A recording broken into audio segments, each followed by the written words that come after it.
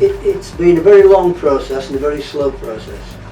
And we've used the fact that we were on the ground and totally destroyed to rebuild it in a different manner, rebuilding it with all the benefits of hindsight to a certain extent. We've increased the height, we've increased the airflow, we've standardised on the length of the house, we've created a tunnel at the top of the house that traps the hot air, and then the air moves through the top of the house, removing it so that it doesn't get below the black screen, or the less of it gets through the black screen and onto the crop. Some of the crop that's in there is 10 feet high, and that's where the eave of the greenhouse is. We've changed the design by increasing the height by about 4 to 6 feet. That gives us a much better airflow. We've tried to trap the hot air between the plastic and the black screen in the apex of the roof, and the greenhouses are about 65 feet long, and we've faced them downwind so that the trade wind pushes the hot air out from the top of the house, and hopefully that keeps the temperature of the crop cooler.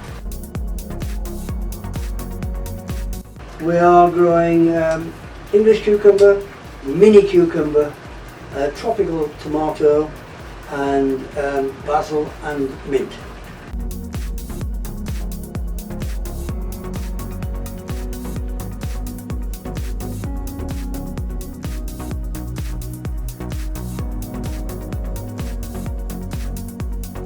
No, not yet. This season will see us back. It should see us finishing the construction. When we rebuilt the unit, we used the broken power poles that were carrying the electricity around the island. When they were broken in half, they were just about the right length for us, at about 16 feet.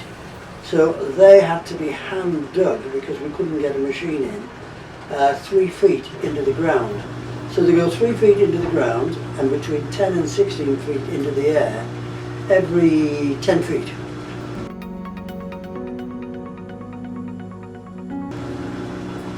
Well, what we did there, we changed the way that we did business. At the time that we were totally destroyed and everything was on the ground, Clive Stanbrook from IGA found us and had heard that my partner didn't want to refund the rebuilding. So he offered to buy my partner out while it was on the ground. So now we have Stanbrook Capital, which is IGA, as the company's 50% partner.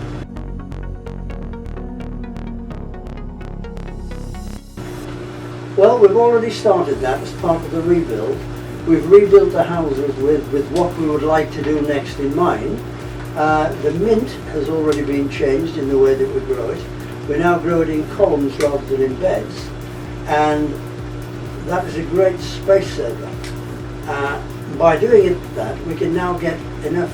We've now created enough space for us to build and follow on with a head lettuce unit, and we're hopefully going to start and involve ourselves with that in the next few weeks.